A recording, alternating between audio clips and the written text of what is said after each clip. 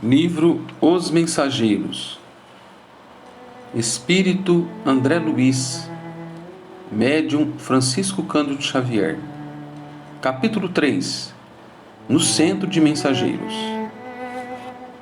No dia seguinte, após ouvir longas ponderações de Narcisa, demandei o Centro de Mensageiros, no Ministério da Comunicação. Acompanhava-me o prestimoso Tobias, não obstante os imensos trabalhos que lhe ocupavam o círculo pessoal. Deslumbrado, atingi a série de majestosos edifícios de que se compõe a sede da instituição.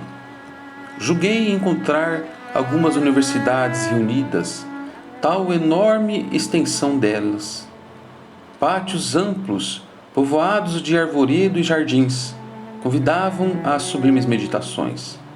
Tobias arrancou-me do encantamento, exclamando: "O centro é muito vasto. Atividades complexas são desempenhadas nesse departamento de nossa colônia espiritual. Não creia esteja resumida a instituição nos edifícios sob nossos olhos. Temos nesta parte tão somente a administração central e alguns pavilhões destinados ao ensino e à preparação em geral. Mas esta organização imensa restringe-se ao movimento de transmissão de mensagens?" Perguntei curioso. O companheiro sorriu significativamente e esclareceu: "Não suponha se encontra aqui localizado o serviço de correio, simplesmente. O centro prepara entidades a fim de que se transformem em cartas vivas de socorro e auxílio aos que sofrem no umbral, na crosta e nas trevas. Acreditaria, porventura, que tanto trabalho se destinasse apenas à mera movimentação de noticiário? Amplie suas vistas. Este serviço é a cópia de quanto se vem fazendo nas mais diversas cidades espirituais dos planos superiores. Preparem-se aqui numerosos companheiros para a difusão de esperanças e consolos, instruções e avisos nos diversos setores da evolução planetária. Não me refiro tão só a emissários invisíveis. Organizamos turmas compactas de aprendizes para a reencarnação.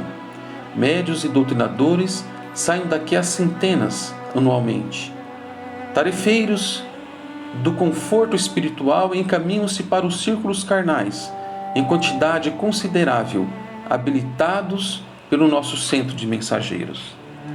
"Que me diz?" interroguei surpreso. "Segundo os seus informes, os trabalhos de esclarecimento espiritual devem estar muitíssimo adiantados no mundo." Fixou Tobias a expressão singular, sorriu tranquilamente e explicou: "Você não ponderou, todavia, meu caro André, que essa preparação não constitui ainda a realização propriamente dita. Saem milhares de mensageiros aptos para o serviço, mas são muito raros os que triunfam. Alguns conseguem a execução parcial da tarefa, outros muitos fracassam de todo. O serviço legítimo não é fantasia, é esforço sem o qual a obra não pode aparecer nem prevalecer. Longas fileiras de médiuns e doutrinadores para o mundo carnal partem daqui, com as necessárias instruções, porque os benfeitores da espiritualidade superior, para intensificarem a redenção humana, precisam de renúncia e de altruísmo. Quando os mensageiros se esquecem do espírito missionário e da dedicação aos semelhantes, costumam transformar-se em instrumentos inúteis. Há médiuns e mediunidade, doutrinadores e doutrina, como existem a enxada e os trabalhadores. Pode a enxada ser excelente, mas, se falta espírito de serviço no cultivador, o ganho da enxada será inevitavelmente a ferrugem. Assim, acontece com as faculdades psíquicas e com os grandes conhecimentos. A expressão mediúnica pode ser riquíssima. Entretanto, se o dono não consegue olhar além dos interesses próprios, fracassará fatalmente na tarefa que lhe foi conferida. Acredite, meu caro, que todo trabalho construtivo tem as batalhas que lhes dizem respeito. São muito escassos os servidores que toleram as dificuldades e reveses das linhas de frente. Esmagadora percentagem permanecem à distância do fogo forte. Trabalhadores sem conta recuam quando a tarefa abre oportunidades mais valiosas. Algo impressionado considerei. Isso me surpreende sobremaneira. Não supunha fossem preparados aqui determinados mensageiros para a vida carnal. Ah, meu amigo, falou Tobias sorridente. Poderia você admitir que as obras do bem estivessem circunscritas a simples operações automáticas? Nossa visão na Terra costuma viciar-se no círculo dos cultos externos, na atividade religiosa. Queremos por lá resolver todos os problemas pela atitude suplicante.